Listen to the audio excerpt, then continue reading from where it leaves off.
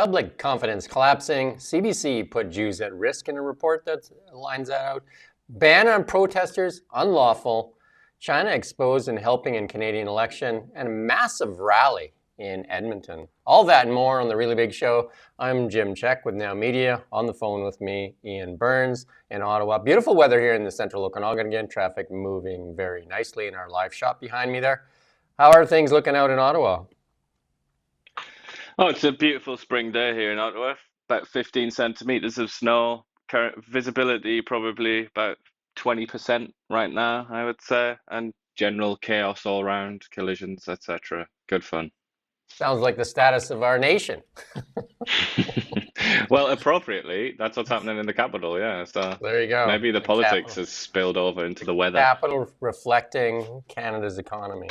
There's a report out. This is the Holly Jones Blacklock story that said that the CBC put Jews at risk.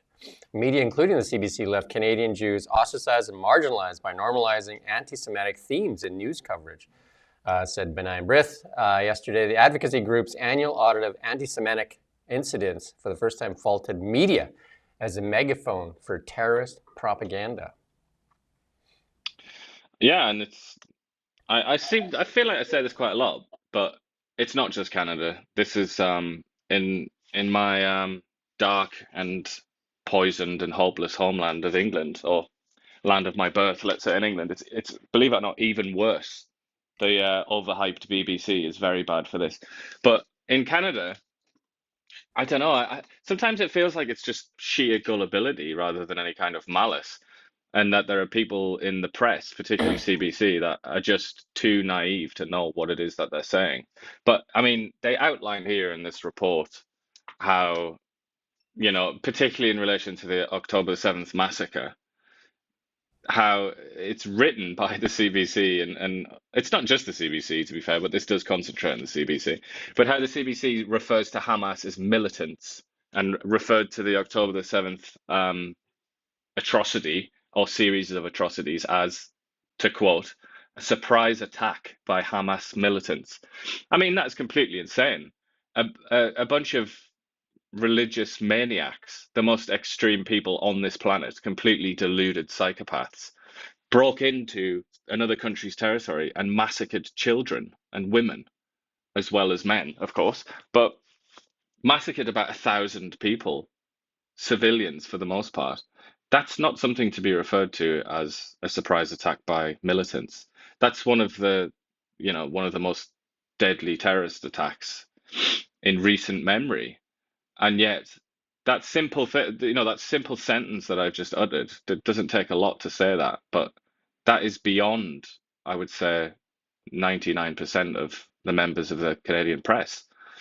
And that is something that clearly has filtered through to B'nai B'rith and other Jewish organizations, and they're well aware. They're well aware of the bias in the media, as anybody that has any sort of social contact with Jews in Canada is aware. They know full well that the media is basically against them. And then also, I mean, just on a personal level, like I walk around this street here in Ottawa, a very sort of peaceful suburb of Ottawa, and within a couple of minutes of walking around the corner, I will see people with lawn signs that say "End the genocide in Gaza." So accusing the Jewish people of perpetrating a genocide, and they just think this is normal. They think this is like a normal thing to say. A completely insane insult, like a defamation of the Jewish people of an extraordinary degree to refer to them as, committing a genocide. But that's just normal. But I would say a few doors down from me, they've removed the genocide lawn sign now and replaced it with a Liberal Party sign. So make of that what you will. Yeah, so 6,219 anti-Semitic incidents last year, the most ever recorded in the history of the audit here in Canada, a new low for the Canadian society. And then CBC was faulted by name in that report, like you just said. Canadian media outlets referred to Hamas as militants, as you just pointed out.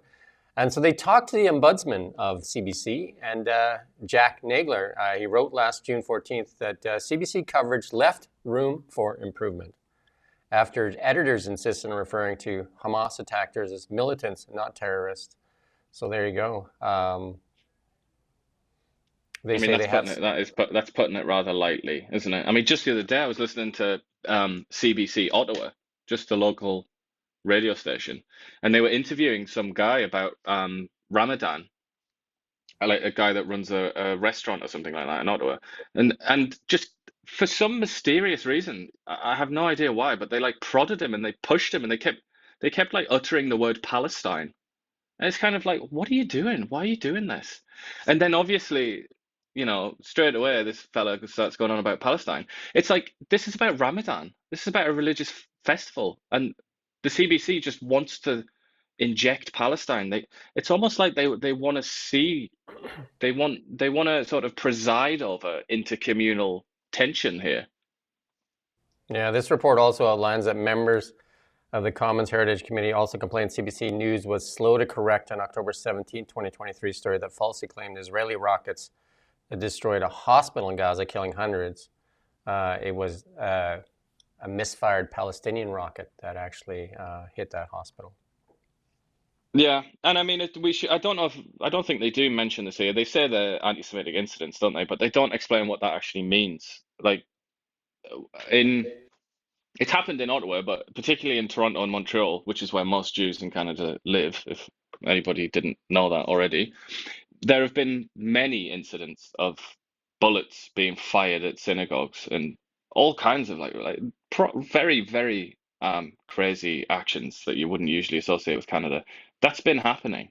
And I'm not going to say that that's CBC's fault, because to be completely honest, I don't think the kind of radicals who are pro-Palestine care or watch the CBC or even know what the CBC is, to be honest. It's just completely irrelevant. But it doesn't help really that the CBC gets this so wrong, as it gets so many other questions of basic morality just completely wrong.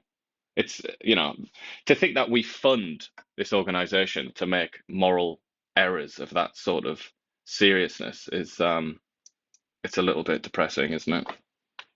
Well, we got a video here to play. We're going to play a clip of it. And we're going to try and talk over it because we're going to cut around. There's a couple of really good pieces in this video. This is from a couple of your people from your homeland there. They're talking about the Trump tariffs, and they talk about Keir Starmer's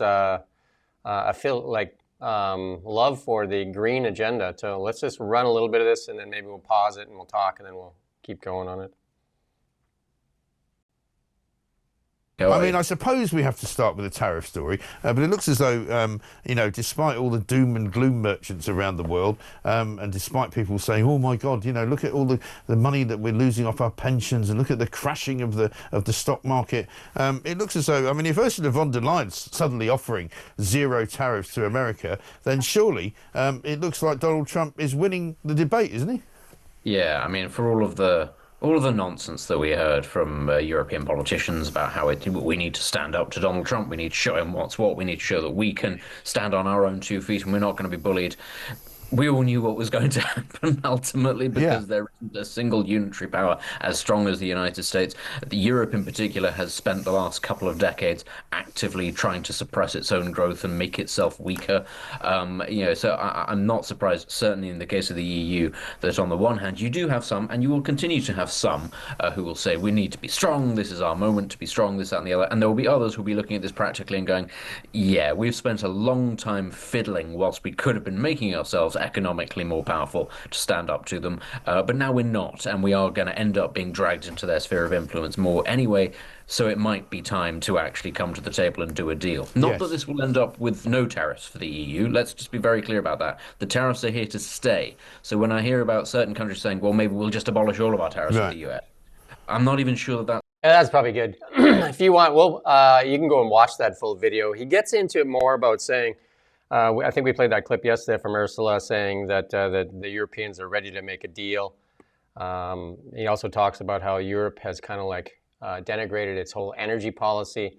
And then Keir Starmer, I don't know if you want to play that in or not, but he talks about how the UK wants to win the race to green energy, and that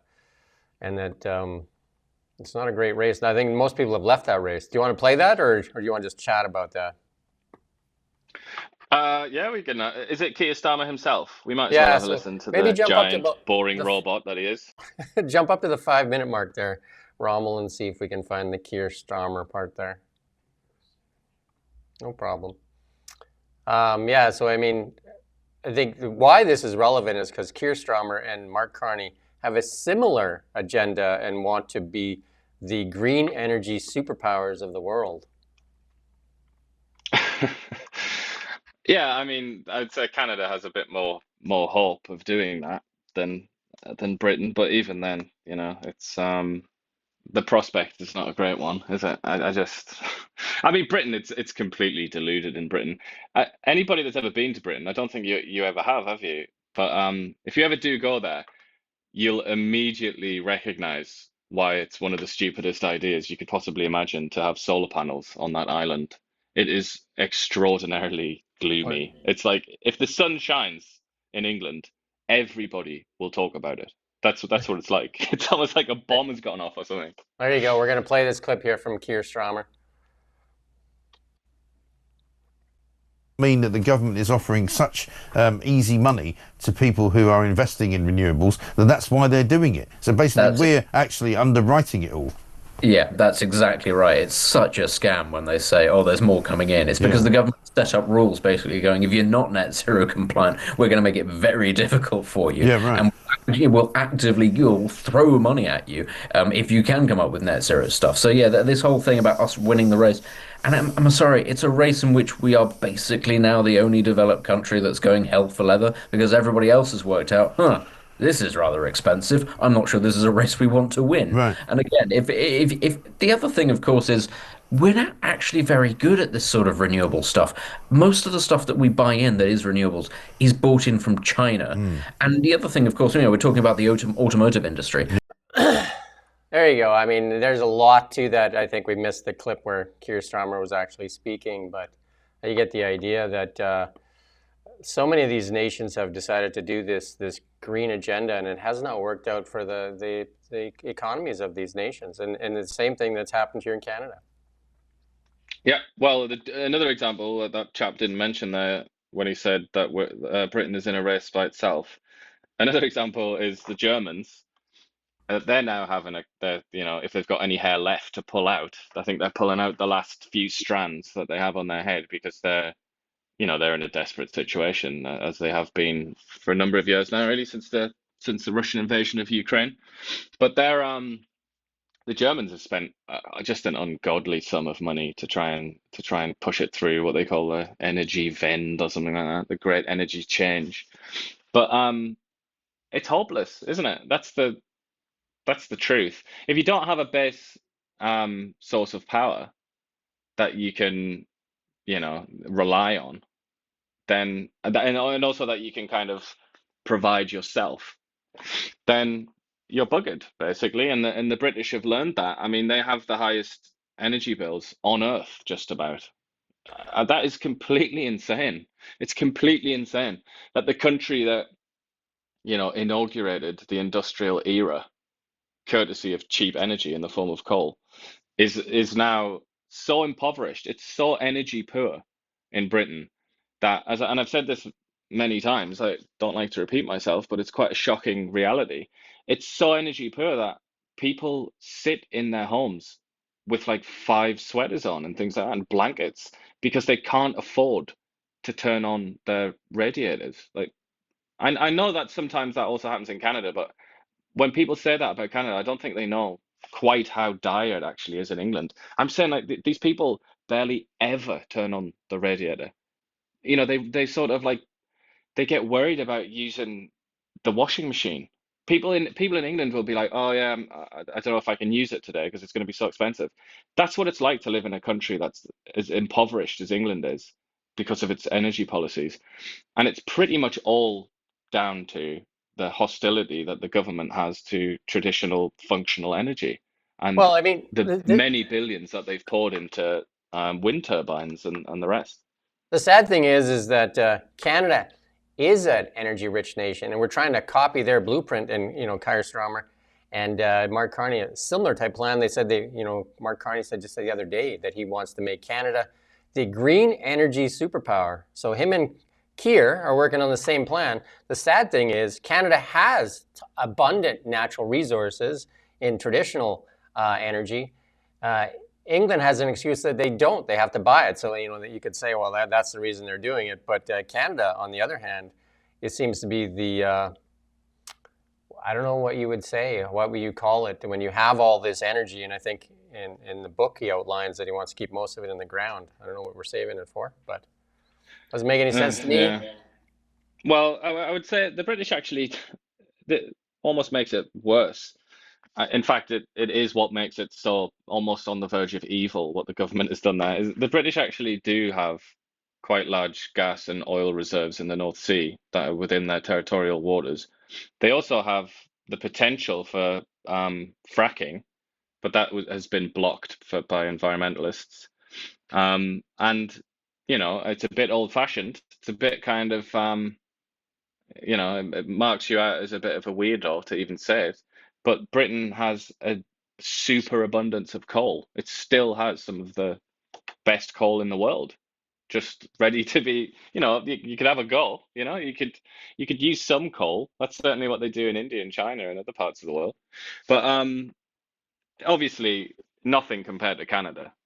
We should add. I mean, Canada has like just enormous reserves of oil, particularly, and quite a lot of natural gas as well. But I mean, I would say as well, on a slightly less sort of depressing note, Canada does have something in abundance that the British really don't have, which is land. So if you're gonna, because all of these schemes, all of the green energy schemes require such a huge amount of land, a massive amount of land to have like a wind farm or to have a solar farm or whatever. It just takes, it's land is in many ways the sort of the biggest demand for that kind of thing. And Canada does have that. And especially in the parts of Canada that are very windy, like sort of northern Quebec and Newfoundland and places like that, theoretically at least, it shouldn't be too difficult to put up wind farms there.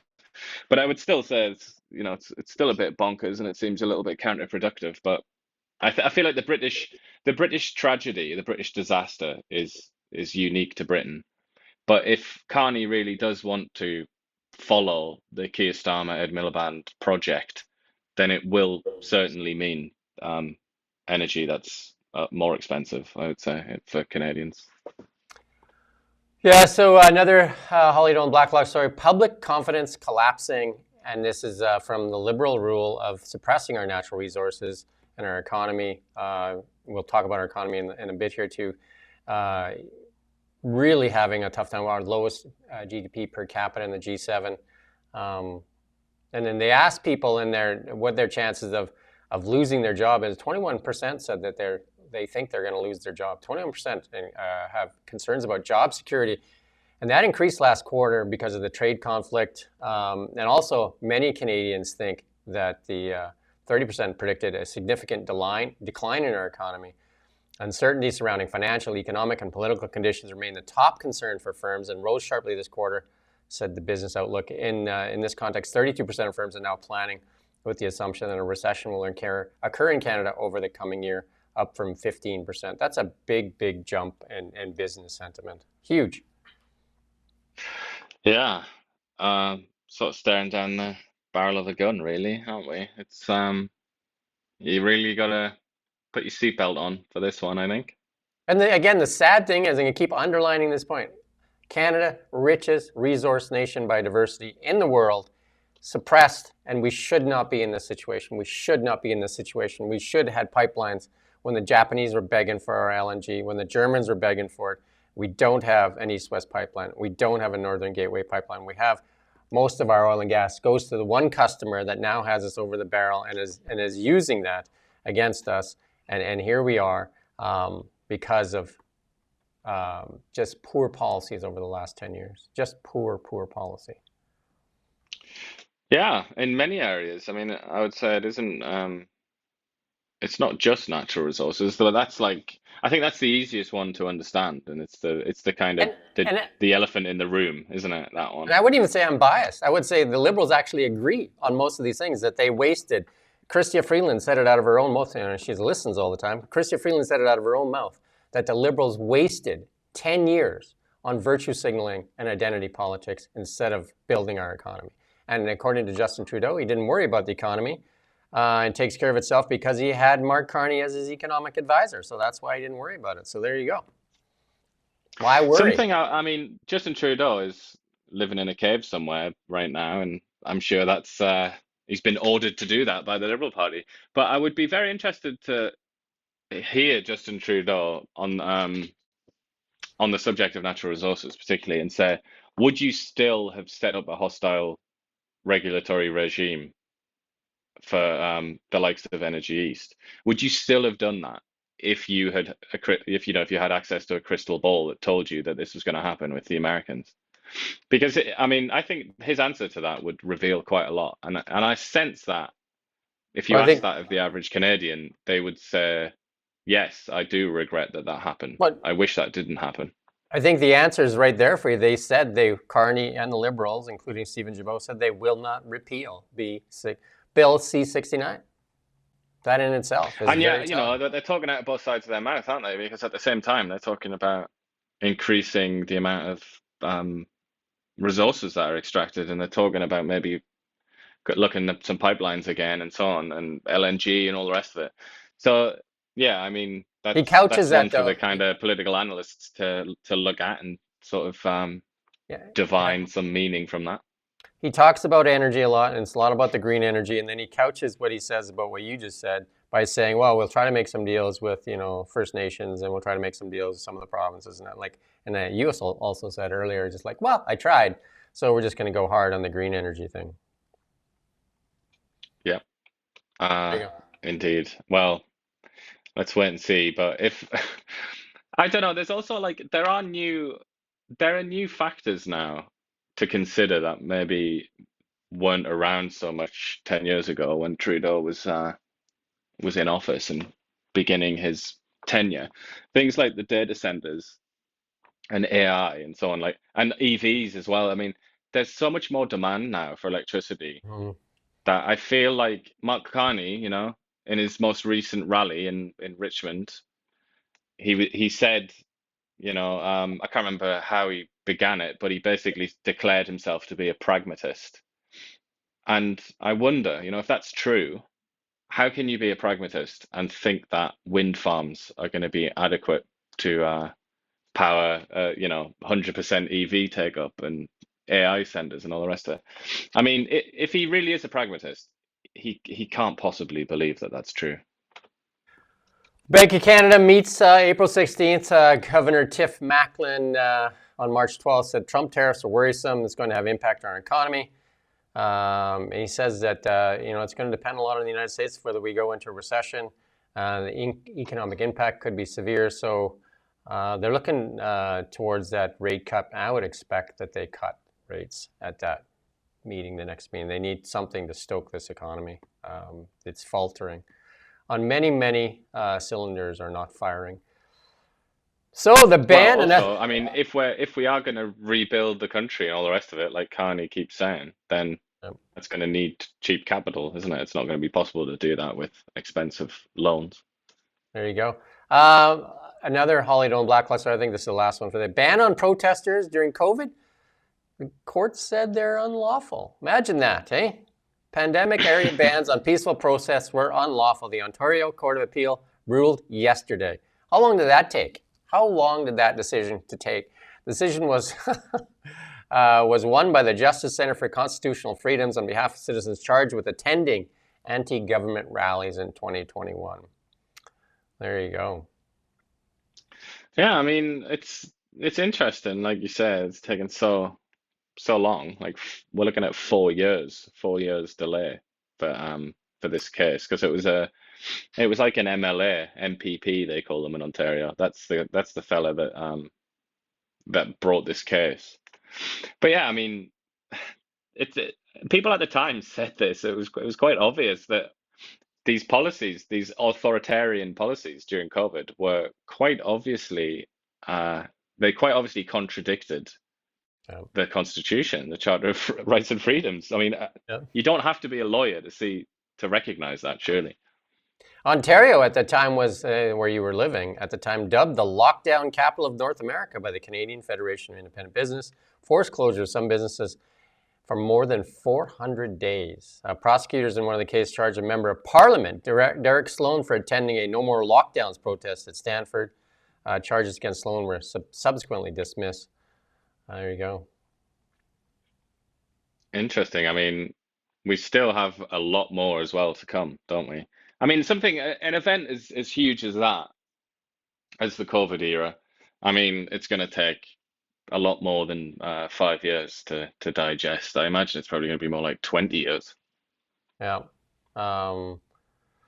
Yeah, so the big rally, the big rally happened in Edmonton, and I think this is the largest rally ever for a political campaign. Over 15,000 Canadians kind of rolled into that rally there. We have a clip here from former Prime Minister, who we actually had him speak at our Level Up conference here in 2019, along with Jean Chrétien. He introduces Pierre Poilievre at this rally. Let's going to play this clip here.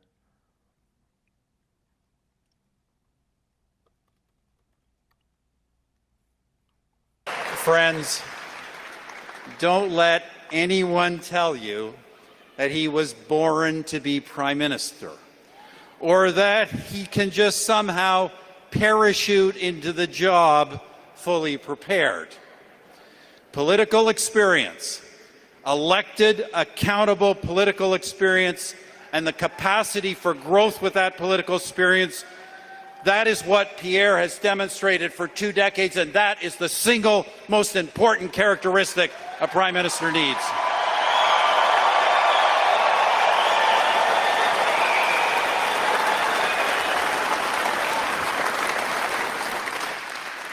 And by the way, I say that as the guy who actually did lead Canada through the global financial crisis.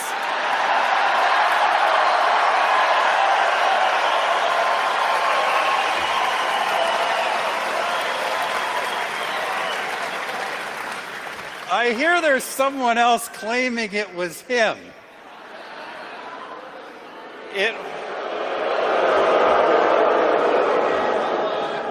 It was, of course, our government, the late, great Jim Flaherty, and our Conservative team who were responsible for the day-to-day macroeconomic management during that challenging time. There you go. Stephen Harper accused of having no sense of humor when he was Prime Minister.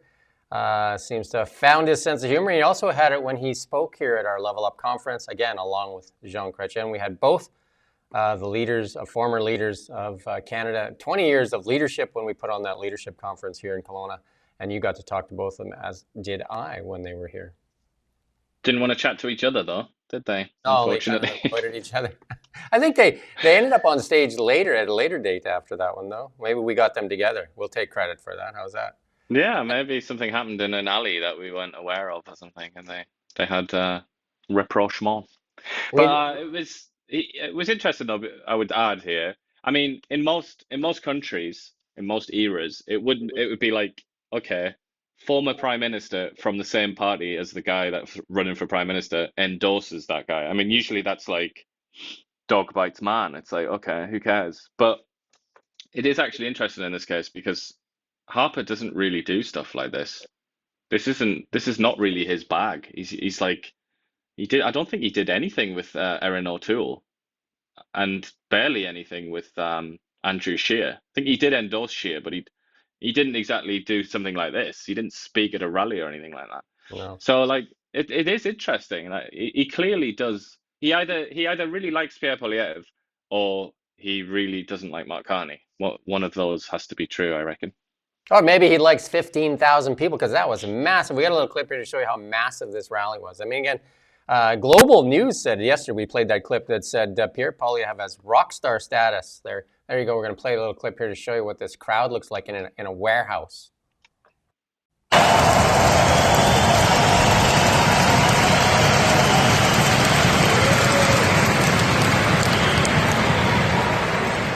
there's the production camp. Liberals want to cap energy production in Canada.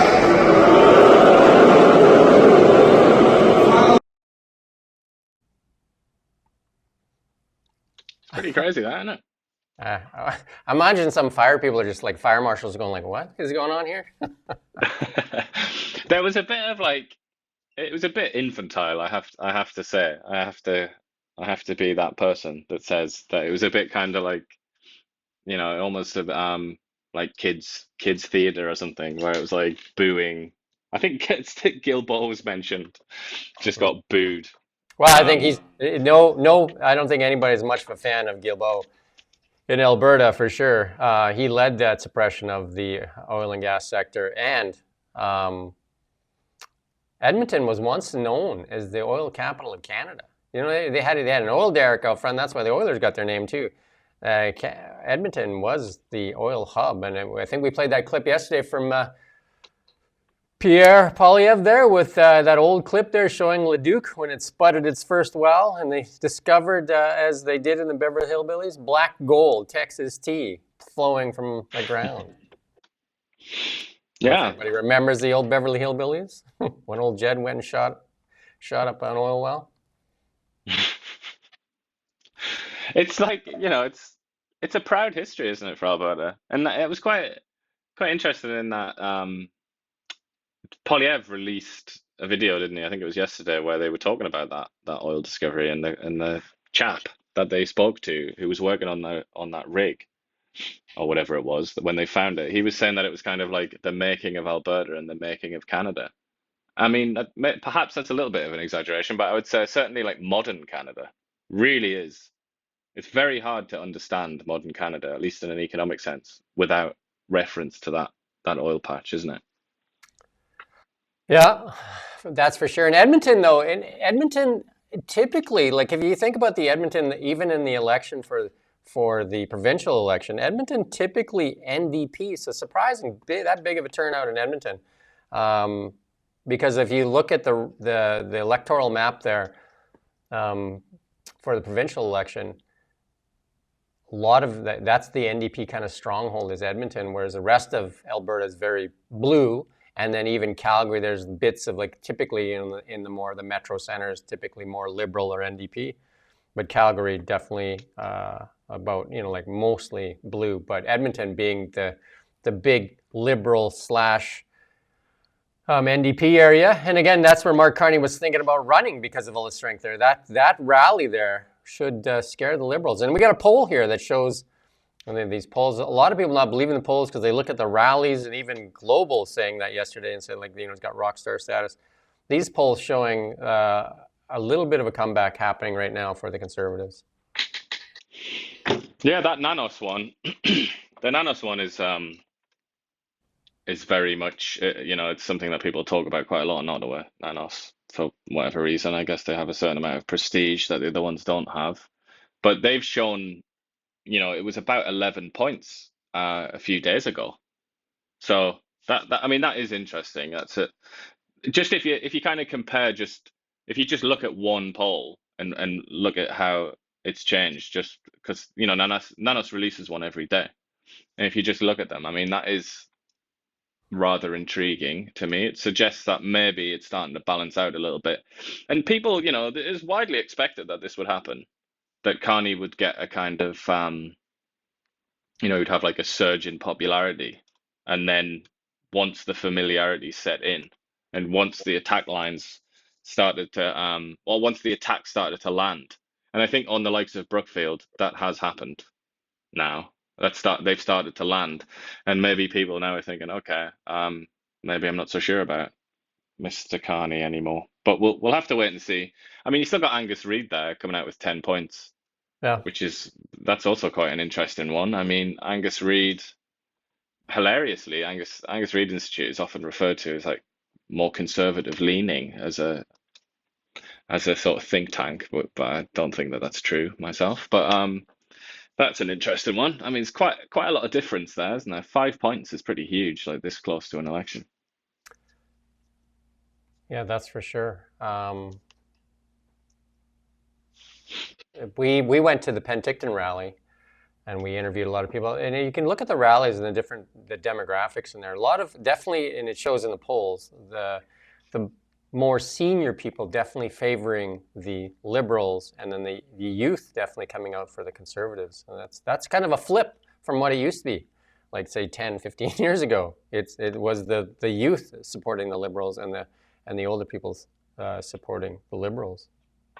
Well, the lay Or of the the other way land has around. changed, hasn't it? It's now got to the point where the Liberals, it's hard to get your head around, isn't it, in a sense? But the Liberals are like the party of the status quo, and the Liberals are almost, with a lowercase c, the Liberals are almost like the Conservative Party, aren't they? They're the more conservative of the two.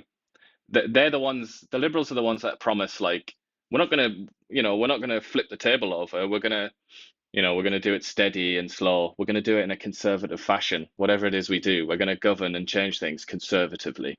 Whereas the Conservative Party with an uppercase C, they're more like the Liberals. They're more like the Liberals of the 1960s or something like that. They're like saying, we're going to change loads of things. Like, this is going to be almost like a revolution. And as a consequence, I guess, yeah, the older people in general are more conservative, aren't they? That tends to be true across populations. So they want the steady conservative pair of hands of Mark Carney and the Liberal Party, whereas the younger people are desperate for change. So they want the crazy radical Poilievre, I guess you would some people would say.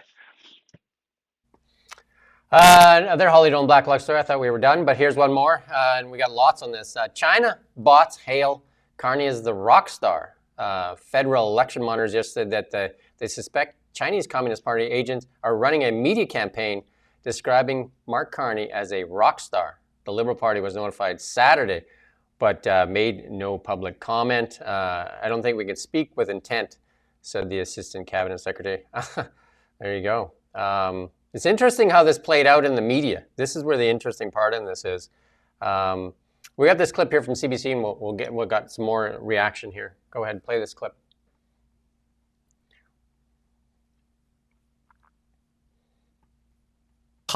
Positive headlines about Mark Carney, right? Rock star banker, strong PM to deal with the U.S. There were some others that were more critical, but the ones that have really sort of surfaced in this, it's feeding the, China likes the liberal sort of social media arguments. What do you make of what we saw today from this? Yeah, on balance, it looks like they were trying to put a thumb on the scale for the Liberals and for Mark Carney, and we should all be concerned about that. Everybody should be concerned about that. I've seen no evidence that he sought their backing. We all know that he was in China last year as part of a delegation of financiers, and that he met with President Xi. But this is something that should concern all of us. And I do like the close to real time information that site is giving us as this is going on. I think that this is very, very helpful and very useful, and a good reminder to all of us in Canada that there are lots of people out there who don't wish us well. They're not just in Washington D.C. now. They're everywhere, and we should be concerned about that, and we should ask some tough questions of our leaders. There you go. And then some of the outlets. Here's the Toronto Sun with this cover that they're running, saying China's choice, and then also the National Post. China boosted Carney's posts.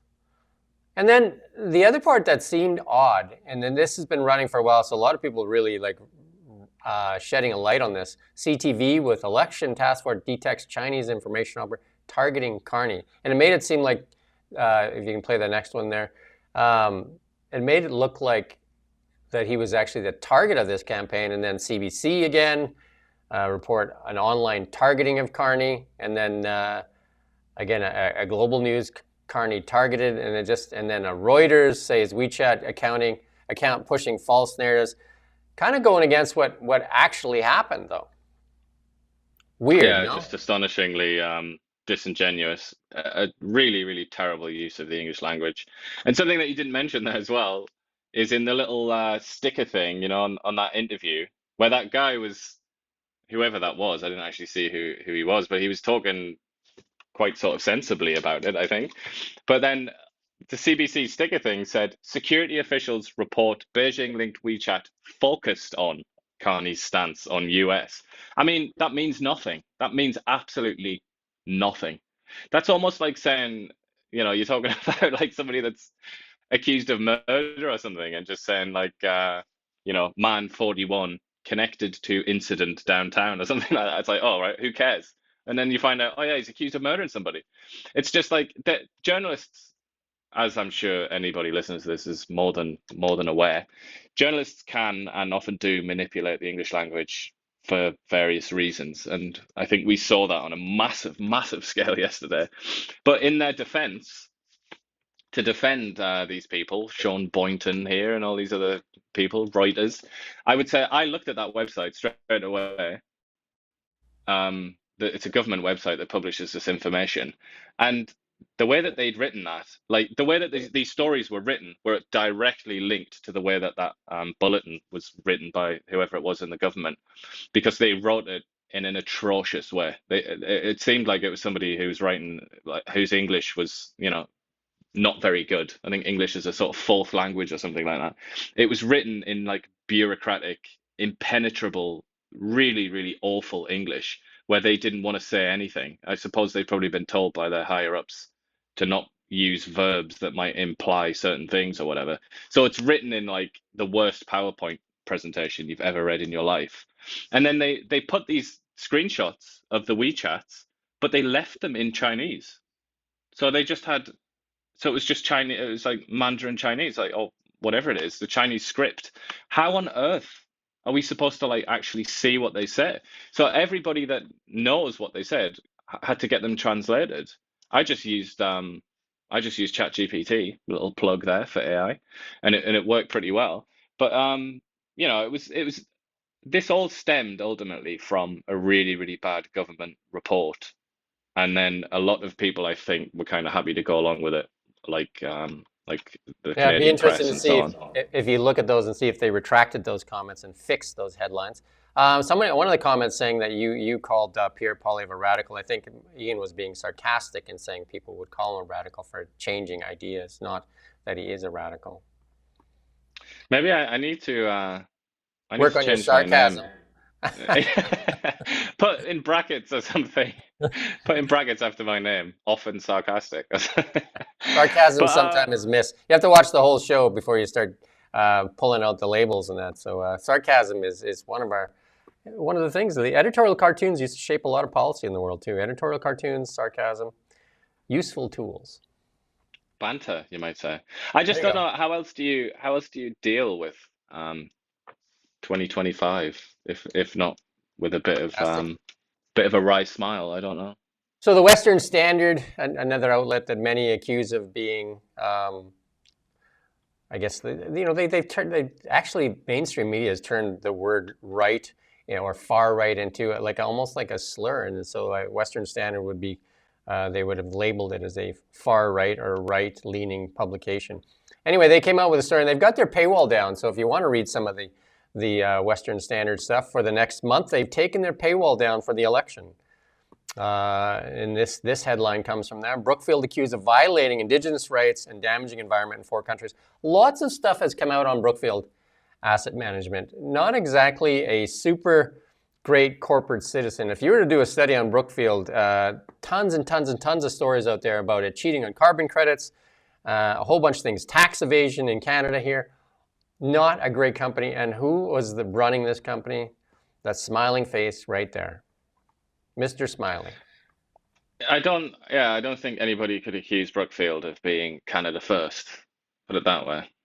No, they moved their headquarters to the United States, and they have violations. There's some lawsuits, I think, in Peru and stuff like that. I can't remember if that, but in a South American country, there's some lawsuits pending still for violations, human rights violations, stuff like that. So lots you can go real about Brookfield Asset Management. There's a lot out there. And again, during, this is one of his biggest faux pas, is when he said that he had nothing to do with moving Brookfield to New York, the headquarters there, when it clearly was him. His name was at the bottom of the letter to shareholders. And then here's another clip here from asking about the tax evasion from Mark Carney.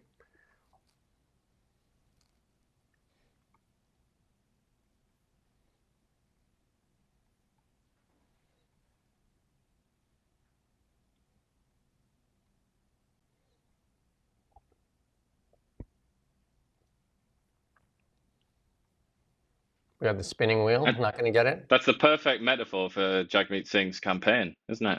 Loading. Loading. Yeah, loading. Hasn't Anyway, quite begun you yet. got it? You got it, Rommel? Okay, let's play it.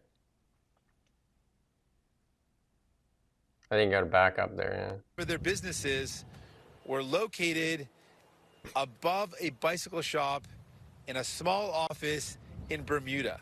It almost sounds ridiculous when I say it out loud. Referring to public documents, Singh says Brookfield, during Carney's tenure, avoided paying more than $5 billion in taxes. $5.3 billion. What does that mean? Well, that's 50,000 nurses that could have been hired. That's streetcars, that's buses, that's public infrastructure, not only for the federal government, also for the provincial government. For years, the Liberal Party has promised to make corporations pay their fair share. Carney said his global banking experience will help him find solutions. I understand how the world works and the structure works. But when asked when the Liberals will release policy to tighten corporate loopholes, Carney did not provide a timeline. It's absolutely a priority of my government. If we are re-elected, it'd be a priority of our government to ensure that our companies are paying their fair share of taxes. While Conservative leader Pierre Poilievre has also criticized Carney's actions at Brookfield, the Conservatives, like the Liberals, have not put forward a policy on how to tighten loopholes related to tax havens. So actually, there you go. So the Conservative Party did put out a piece that the Conservatives will crack down on tax cheats, and they will close. He names close Carney's offshore tax loopholes. He's announced that he will appoint a task force to make tax rules fair, simpler, and easy to administer. He will redirect CRA resources away from auditing and harassing small businesses, owners, and charities towards cracking down on offshore tax havens, collecting at least $1 billion more each year. And create a name and shame website and expand the offshore tax informant program. There has been a lot of focus on small businesses and stuff like that, and even the gig workers, and then these people that like billions of dollars that have been offshored that should be paid into the Canada's economy. It seems odd. It's hard to defend, isn't it, when your entire campaign, as is true for Mark Carney, is built around the idea that you're like the ultimate patriot, and that you've almost like you've come out of paradise. You voluntarily left the paradise of being a chairman at a massive asset fund to come and roll your sleeves up and work in public service. That seems to be the general kind of idea, the strategy behind his campaign. It's very and yet when you work for a company like that, it's it's hard, isn't it? It's hard to. It's very Donald Trumpish, where you say, well, I played with the rules. And it's exactly what Mark Carney says. I played within the rules. What he neglects to mention there is he was part of the rule makers, being the Bank of Canada. He was part of the rule makers, making sure that there was, ways for large corporations to dodge taxes. So if you're also the rule maker and then you're the rule breaker and it just does not look good, it's a really bad look. And then to wrap the flag around yourself and say that you can actually connect with the common person, it does not make a lot of sense to me. When that there's violations in operating in other companies and all that stuff, it just doesn't make sense. Moving the headquarters to New York, and he could have said, Brookfield, move it back, because he was part of the decision to move it there. He could have said, here I am in Canada now. I need to get it moved back here to show, because they are pushing, the Liberals are pushing this, buy in Canada, made in Canada, do all these things, and again, not so much for the person that wants to lead the nation. Yeah, and I mean, it's probably worth bearing in mind, like, what sort of people get these jobs? What sort of people get these offers? It's not just you can't just submit your resume and expect to get a job like that at Brookfield. He got that job because, as you sort of hinted at earlier, he knew the rules. He knows the rules. He knows, and he's also got the most like glorious contact book you could ever imagine, where he's got like prime ministers and presidents and all sorts of people on his personal cell phone, I'm sure. Like, he knows people, he knows the rules, he knows how things are done. So you get somebody like that in, so that basically you can do whatever you want, and he'll show you how. And you got to remember, he was known around the world, and he went to the Davos and all those things as the leader of this climate change agenda. So he designed policies and set up structures so that was the benefit of these companies. And in Canada too, like if you're the Bank of Canada governor, you're policy setting. And he also was the economic advisor to Trudeau. So he's there in the background making policy. And never did he say, hey, we're cheating the Canadian government at $5 billion in taxes. We should fix that loophole. Did he? No, but what he did say a few days ago, or maybe last week, was that what he did in terms of like tax dodging at Brookfield actually benefited millions of Canadian pensioners and investors. That's actually how he tried to explain it. But he didn't add that in the process of making sure that some retired teacher or something like that got a slightly better deal on their pension, in the process, the CRA was deprived of quite large amounts of money that could have been used for, I don't know, things like pensions. Pensions, and also for, like the Liberals want to say, dental, homeschool care. How about our healthcare system? That could use a boost for sure. Our healthcare system could use a boost. How about the military? I mean, oh my God, yeah. They could use some uniforms that actually keep them warm. A sleeping bag and a submarine that isn't from a 1990s garage sale from the United Kingdom. 4 submarines we have. 4 submarines that we bought in a UK garage sale in 1990, diesel submarines that probably sound like like a bad MTV movie when they're moving around underwater there, compared to the nuclear subs that most world powers have. And we have the biggest.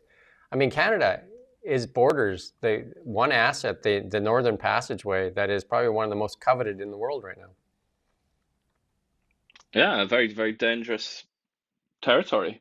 But Canada also has the largest coastline in the world, if I'm not wrong. So, plenty of opportunity for submarines to go and do their business. 4 diesel subs that we bought in a UK garage sale, and 2 of them lit on fire when we were bringing them home. And the UK said, yeah, those are yours. We tried to get our money back. Sorry, mate. You should have looked better. Anyway, we got another chart to show you, not a good one either. Another Canada remember the old friendly giant? And way down here is Canada at the bottom. Yeah, and there's the explanation next to it. 10 years. Massive population growth. And 10 years, Canada is actually 0.5%. They got it at 1 here, like there, well, because it's under that. Canada at the bottom of the pile. Costa Rica kicks our butt. South Korea, Denmark, Portugal, Chechnya, Netherlands, Belgium, Hungary Sweden. as well. Hungary, my homeland. I've never been there, but my mother and father escaped the Hungarian Revolution. Hungary, yeah, there you go. There you go. Even Greece, like the sort of international embarrassment 15 years ago or something, wasn't it, during the Eurozone crisis? Yeah, they're going bankrupt. Yeah. And there's Israel as well, which is constantly like being attacked and having to defend itself and go to war, spend loads of money on its military. Everybody in Israel has to serve in the military as well. It's like they have a draft system in place, and yet still Israeli economy. Do you remember when the Liberals are making fun of Mexico? Yeah. We're lower than Mexico. Well, I mean, just look at these some of these countries are like very seriously dysfunctional, aren't they? Like Colombia has so many problems, and Italy and Japan and all these countries, they've got massive problems, but there they are, surging ahead. Okay. This is one you put in there. Just found out that we're assisting grad student 4 profs who filed a petition asking a BC court to protect academic freedom by ordering UBC's admin to comply with statutory requirement to refrain from political activity. Yeah, it's a very interesting one. It's 4 professors and 1 grad student, and their argument is that basically UBC and UBCO as well. They mentioned UBCO in Kelowna. They say that they're kind of the university is violating the law, actually, they say, by being political, by politicizing their management, but with things like the First Nations land acknowledgements, which they say in the claim that they've submitted in the petition, or whatever you want to call it.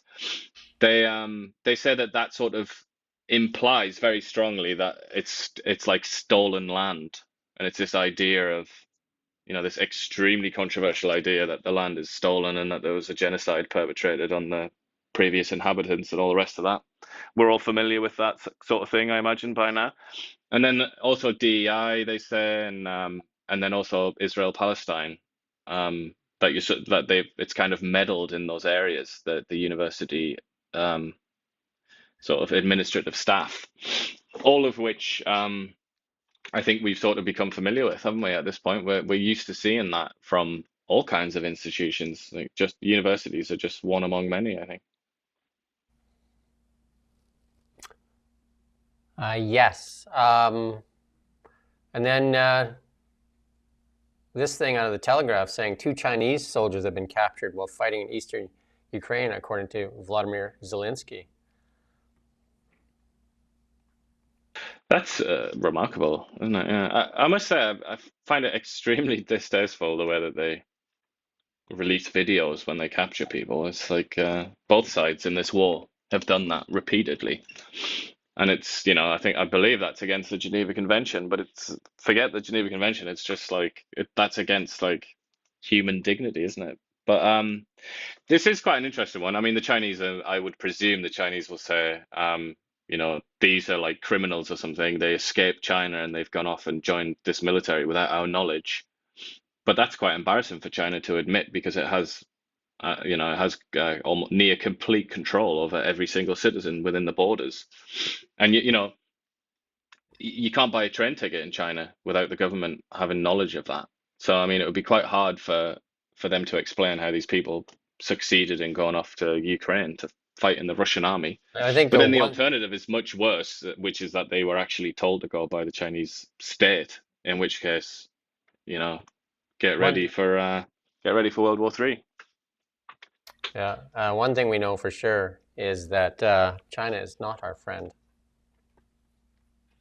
No, but they are Russia's friend to an extent, at least. They're Russia's friend until the Russian demographic crisis makes it impossible for the Russians to hold on to Siberia, and then the Chinese will gobble that up and enjoy all those natural resources. There you go. Let's move on to markets. U.S. markets surge at the open. It's kind of tailed off a bit. They were up about 1,300 when the day started. A huge jump out of the gate. Since have kind of peeled back a bit. Now up about 438 points. They're going to be a little volatile here. They're going to chop around. But I think a lot of the analysts out now saying that the worst of that reaction is over, and we should chop here a bit and then start to move higher. But there was a huge jump this morning on all stocks too.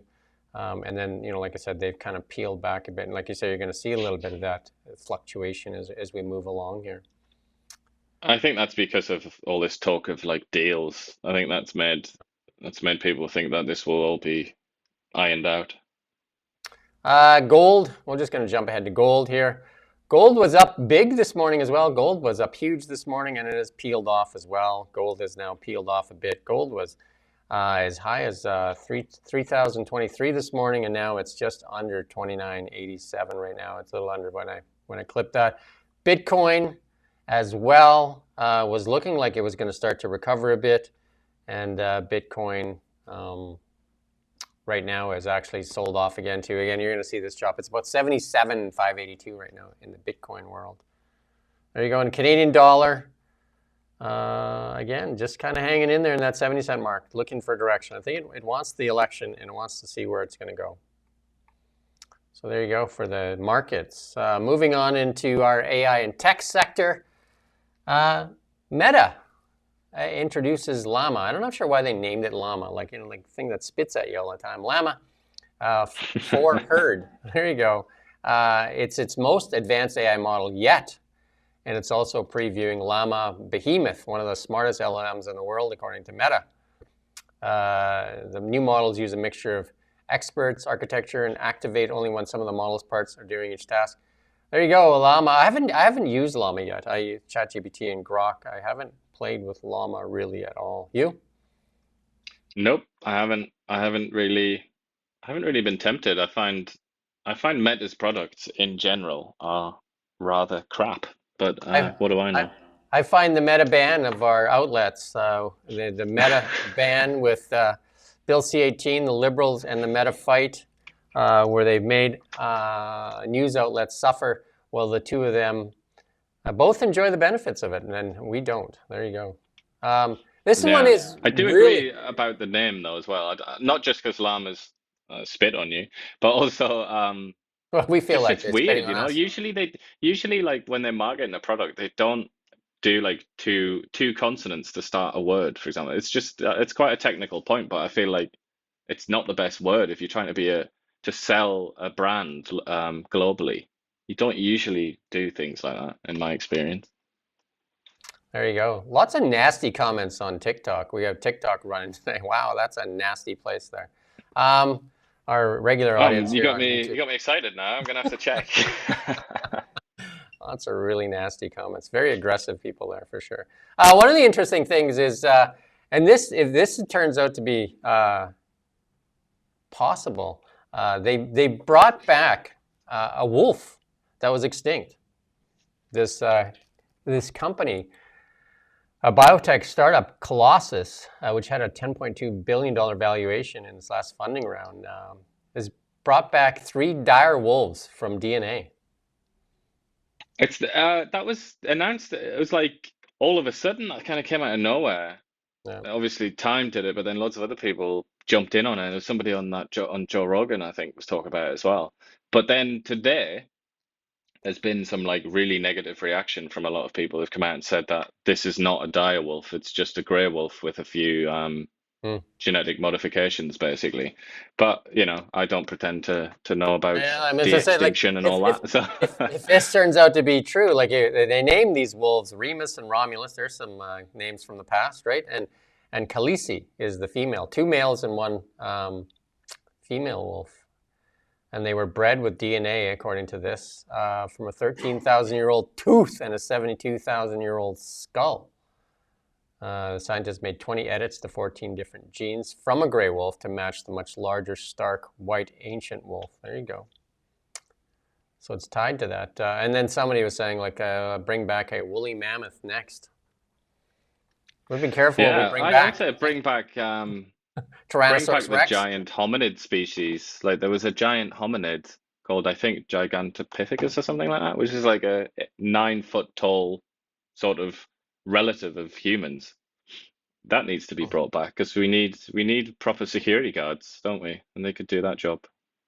Yeah, and this one's for the people on TikTok that probably, with their comments, then would love to start freaking out. Here it is, Tesla. There you go. Get your engines revved up. India says no to BYD, the Chinese auto manufacturer, and Tesla is. They want Tesla in India. That's a big car. That's a big auto market. Huge. Second largest population in the world, China and India. They have. They've got such a weird relationship, China and India. It's like, I mean, the settled wisdom was that they were very, very hostile to each other and that they were basically enemies. And then obviously, I don't know if you can remember where their soldiers like killed each other in hand-to-hand combat in the Himalayas a couple of years ago. Pretty dramatic. But then in other areas, they do business with each other and they're quite friendly with each other. So I don't really, I don't know what this is about. Maybe they're trying to get something from the Chinese in return. Glenn, one of our frequent viewers, said that we should bring back the Ogopogo. I'm all with you on that one, Glenn. The Okanagan Lake needs the Ogopogo and the Loch Ness. And there's rumors that said there's a tunnel underneath the Loch Ness Lake or whatever, and Okanagan Lake, that it's the same beast, the Loch Ness Monster and the Ogopogo. It's it's a very alluring myth, that, isn't it? Like the idea that they were trapped in these glacial lakes. It would be nice, wouldn't it, if they were in there? There you go. Lady of the Lake. Let's bring her back too. Maybe she can bring the sword back and maybe we can get some normalcy back in the world. There you go. Right? Remember the Lady of the Lake? Yeah. And then another piece in the to get people fired up. Grok coming to Teslas. You can talk to your car as you're driving into work. I talked to ChatGPT. It would be nice if it was built right into the car, though. That's pretty cool. Look at that. Maybe ChatGPT are going to make their own car to put it in. Yeah, well, maybe. Again, concept cars, easy. Production cars, hard. Very, very, very hard. We're getting to the best part of the show here. The fun parts, right? You ready? Here comes the memes. Entire federal workforce replaced by a 16-year-old Chick-fil-A worker. Why not, hey? Yeah, I mean, I could see it happening. A couple of chatbots and a Chick-fil-A worker. Because, those guys in those fast food joints, they work pretty hard. And they didn't get that food out there in a hurry.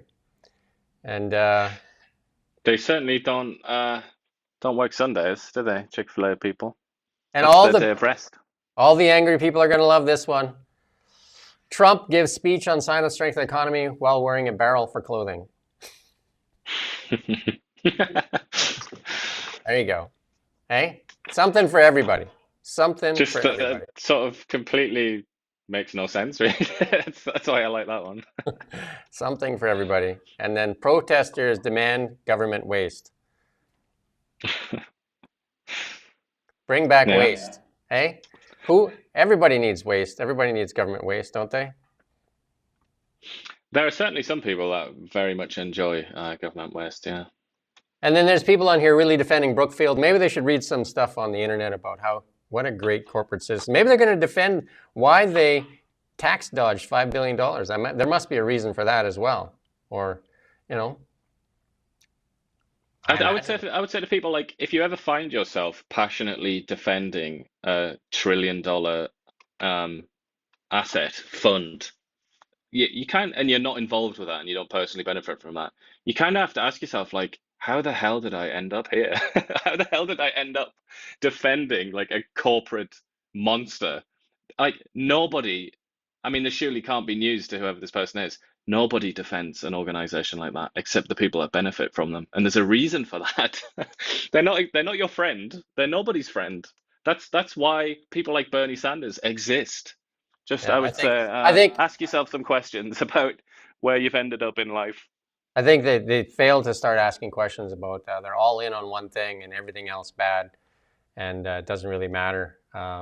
So you just it's basically raging all the time, and that's why I think we're seeing violence against Tesla. We're working on that story on violence against Tesla here because locally there's some we've got some people that have been interacted with, and then that lady in the Lower Mainland there where a rock was thrown through the windshield and she was injured significantly. Because people bought a car. This rage against the machine or whatever they think they're raging against, this has to stop. People are, you can't justify raging against another person because you think you're politically correct in some kind of, that doesn't exonerate you from the responsibilities of a law and order nation. Yeah.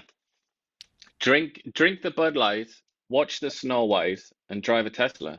Break all the rules at once. There you go. Hey, I'm gonna, there you go. I don't drink anymore, so I mean, I was actually golfing with a guy that was drinking Bud Light. I was golfing with the guy drinking Bud Light, and he's what they would call a redneck, and he's a Trumper, a redneck extremist that works in Fort Mac, and he was drinking the Bud Light. So he crossed over. Why can't you? There you go. He didn't have a problem. Break the taboo. Hey, he didn't have a problem with the Bud Light. He was drinking it. Loves Donald Trump, loves Canada, and he works in Fort Mac. He's committed quite a few sins, apparently, and he's still drinking. And he's hanging around with a guy that loves Teslas. That's loves right. Electric cars. He's hanging out a guy with me, and I don't drink. And there you go. Interesting times indeed. But you know what? I still golfed with him, and I didn't once bring up the Bud Light thing because I didn't care. I don't care. If he wants to drink Bud Light, I don't care. I just don't drink, and I don't have any problem with Bud Light. I mean, I don't like alcohol, period. So, but I didn't preach to him about my stance on alcohol because that's not my job to do that, right? I don't think so. There are certain like relationships that across the whole of society that it's they're called pre-political, and like pre-political relationships, pre-political loyalties, that kind of thing.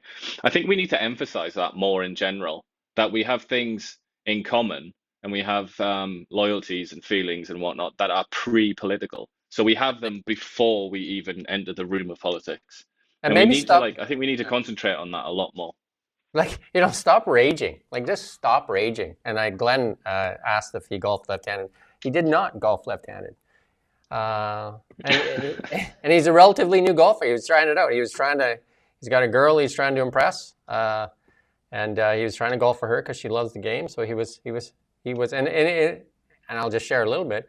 That girl he's golfing with was a friend of mine that I went to school with. And she's very, what you would call left. And then the two of them are getting along just great. She is very much a Justin Trudeau fan, and he's very much a conservative, like very much. So, and look at that. They're getting along. Wow. Crazy world, eh? That's what we want. Like Bill Maher went to the White House, and he has been more critical of Donald Trump than most people, and Donald Trump more critical of him than most people. There you go. And they're getting along. So maybe calm down with the rage in the cage. And we'll see you tomorrow if you want to come and watch. You don't have to come and watch. If you like raging, sure. If you don't. And we do thank our regulars for sure, especially the people that come and watch us every day. We don't get any government funding, so there's that. We do appreciate your viewership, though, and your consistent comments. And with that said, we do thank you for watching Now Media. We don't just report the news, we live here too. We're your neighbors, bringing you stories that matter to all of us. No government funding, no outside influence. Kelowna Now, local, independent. News you can trust.